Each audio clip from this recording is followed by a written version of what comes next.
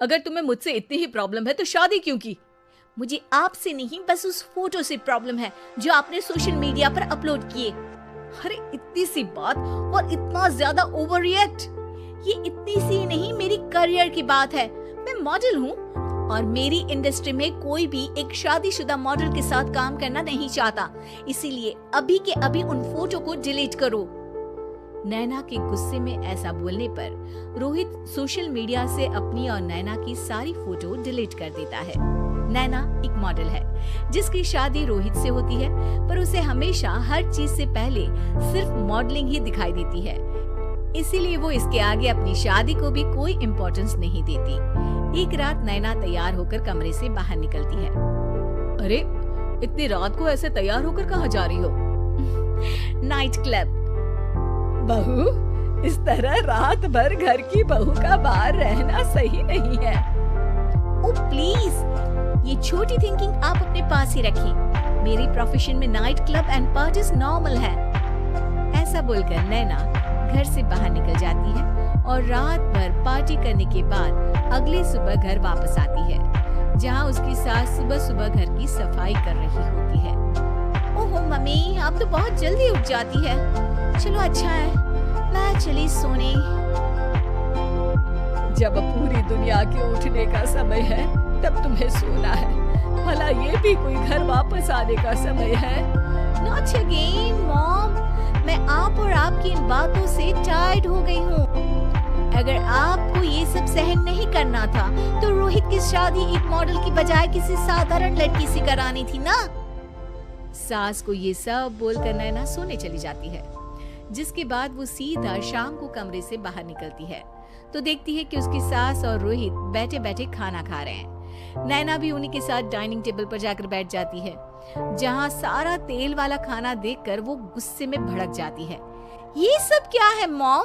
आपको पता है ना कि मैं एक मॉडल हूँ और मुझे अपना फिगर मेंटेन करने के लिए हेल्दी फूड ही खाना होता है, नॉट लाइक यू। फिर भी आपने सारे खाने में तेल ही तेल भर दिया। बस नैना बिल्कुल चुप। पहले तो तुम घर में एक सुई तक नहीं हिलाती और मम्मी जो पूरा समय अकेले काम करती रहती है उन पर चिल्ला रही हो।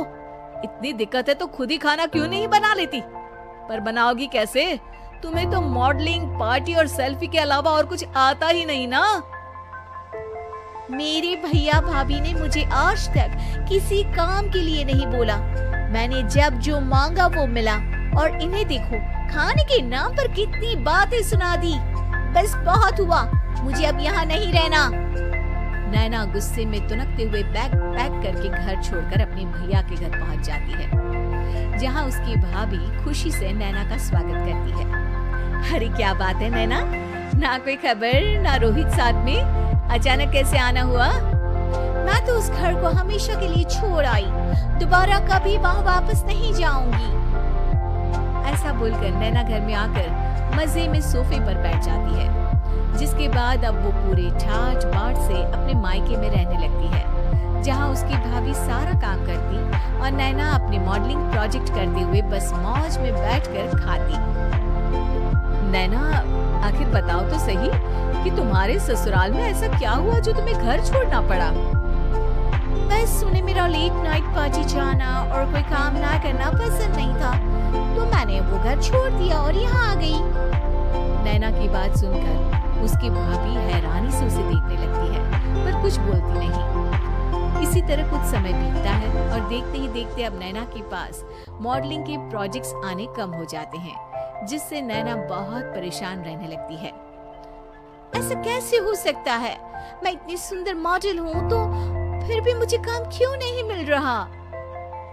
देखो नैना, काम में ऐसे उतार चढ़ाव तो आते ही रहते हैं। आज नहीं तो कल तुम्हें इससे भी अच्छा काम मिलेगा।